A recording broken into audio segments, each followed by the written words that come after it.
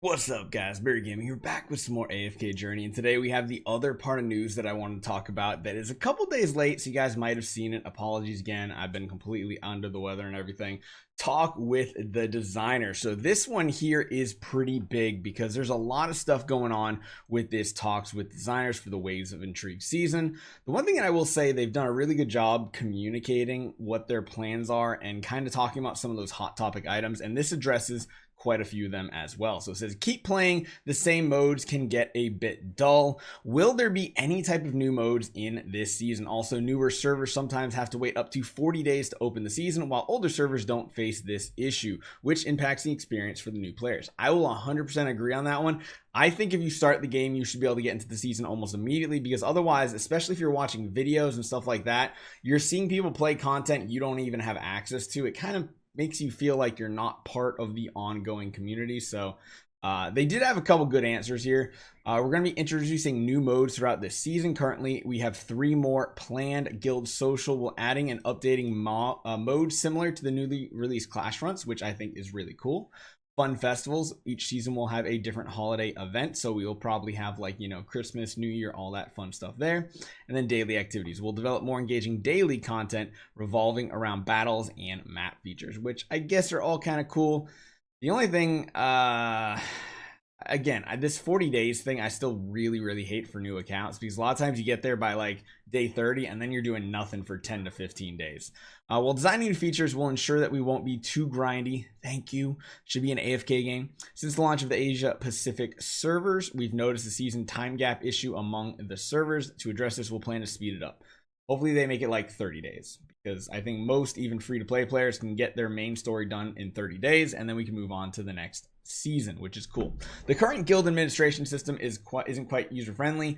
They are going to roll out some features for those who lead guilds. Of course, that is what, only 1/30th of the player base that really deals with this. But again, if you don't have easy ways to manage your guild, you're not going to want to manage a guild. So that's really cool. There are too few events that offer temporal essence. I will 100% agree on this. We get too much Twilight essence right now, and a lot of people, especially free to play, do not need Twilight essence. They need temporal essence, aka the yellow orange ones, not the red ones, not the title, which are blue. We need the yellow ones. Are there any plans to add more? This one they kind of like, they skipped around it. However, there's something really cool here. Regarding rewards, our approach is to gradually increase them as we introduce new events or modes rather than directly modify the existing reward. Same goes for temporal essences. For example, in the new Clash Fronts event, we've included stellar crystals and guild medals as rewards. We'll also consider adding more temporal essence rewards in upcoming events or modes like this. To help with the difficulty of acquiring temporal essence, we plan to make the following adjustment: introduce items that can reset exclusive equipment. That's probably the biggest thing right there. Resetting exclusive equipment is huge, because I can't tell you how many heroes I have that I just don't touch anymore, that I have exclusive equipment like built up on. That kind of sucks. And then number 2, adding hero-based temporal essences for certain existing heroes in some events and stores. They've already started doing this in some of the paid packs in game. Actually, you know what? I might be able to show that to you right now. I don't know if you guys have these packs unlocked or anything, but I think in the limited bundles somewhere here, at least I thought there was. Maybe they're already gone. There was something in here where you could get, I might have already purchased it. You could get chests with very specific heroes getting your items, but it looks like I've already bought them, so I can't show them to you.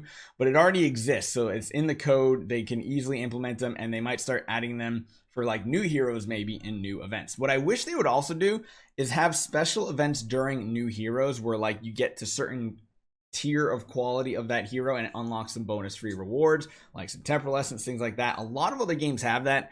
I wish they would put this in this game too. We'll have to see what happens. But mainly, resetting exclusive equipment is huge, absolutely amazing. I hope that comes very soon. That is probably the biggest highlight, I'd say, from the entire dev talk. The next section here is talking about people asking if there's going to be more co-op modes, things like, you know, corrupted creature and such.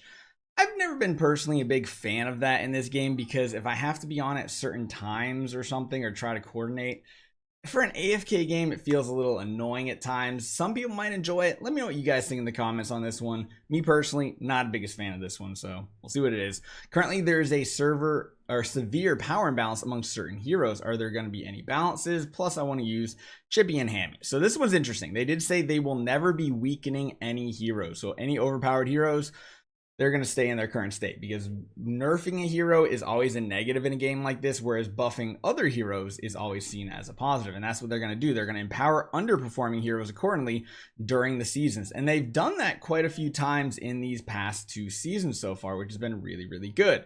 I do like how that is a way to bring older heroes back to the meta, and it feels really, really good. As for Chippy and Hammy, given their popularity, we're exploring the possibility of allowing them to fight alongside the players in the future, although it won't be on the battlefield. So I'm expecting them to be like buffers, like I don't know, in other games, like you have monsters or something, or these creatures that like help buff your team and stuff. I could see them doing that for Chippy and Hammy.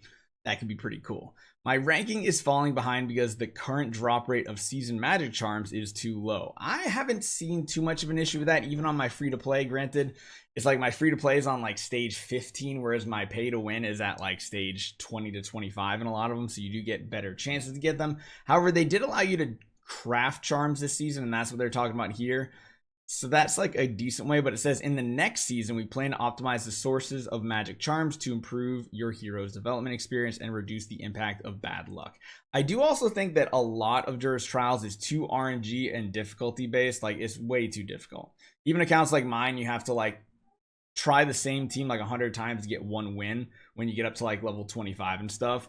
It gets pretty crazy. I think they should just nerf it in general and make it easier across the board. If that means whales get to the very end immediately, whatever. They are time gated anyway. That's just my take on that. Can we have an option to adjust battle speed and enable auto battle before combat? Is it possible to introduce 3-4 times speed as well as skip battle? Skip battle, I think, is one that's really important. I don't understand their talk about here. We are also aware of the demand for skip battle during Dream Realm. However, to ensure a balanced experience for both new and veteran players, we carefully working on the best solution. I don't understand what they're talking about there. Just add the skip one. Once you get in battle, skip. Or just put the skip before the battle. Don't make me even go into combat. Just skip. Done. I don't need it. Trust me. It's fine. I hope that stores will feature a wider variety of cosmetics and hero skins, as well as more ways to use PAL coins, Omni Acorns, and Dolly tickets. I think that's one thing a lot of people, even free to play, are starting to get to the point of they have a ton of Omni coins and not really much to use them on. There's new cosmetics and hero skins will be continuously released. The new Velvet store this season is part of our efforts to provide new cosmetics in the future. Additionally, we'll also add more cosmetics and social feature to the friendship store, which is kind of cool because that one's kind of lacking. As for Omni Acorns and Dolly tickets, we're working on introducing new ways for you to use them. That would be cool because I think, like, especially even spenders too, like you probably have like 6,000 Omni Acorns and you're just never going to use them all. So we'll see. New players are disappointed about missing the rate up recruitment events for powerful heroes. Are there any adjustments to address this? Plan to address this issue by making the previously featured heroes available in the season store. Please just put the A-level heroes in the Dream store. Please, please. It needs to happen. On top of that, we're exploring the solution to improve the hero development experience for new players, returning players, and those who missed raid-up events. Cool. Are there any upcoming crossovers? It says yes, we are preparing a limited time crossover event to offer a more diverse gaming experience. I'm kind of hoping it's just Overlord immediately, because that would be absolutely amazing. So overall, really good update notes here. Again, the one thing that it wasn't a ton they went over, but there was a lot of content to it. This right here, resetting exclusive equipment, by far the most important, I would say. So let me know what you guys think. Hopefully you guys enjoy this one. I'll try to make sure we get back to our normal videos every single day. I appreciate the support, and I'll see you guys next time.